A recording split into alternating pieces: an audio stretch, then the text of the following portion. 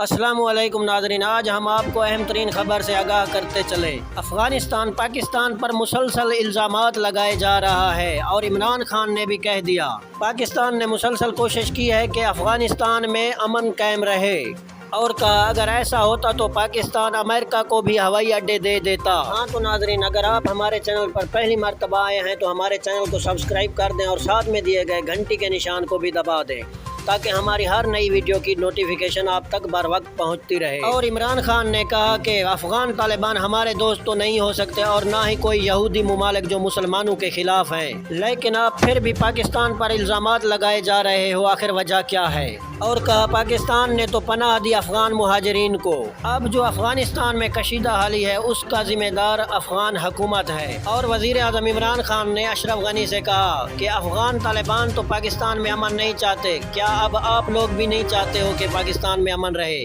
ہاں تو دوستو، اگر ہماری یہ ویڈیو آپ کو اچھی لگی ہو تو لائک بھی کر دیں اور شیئر بھی کر دیں اور کمنٹ ایریا میں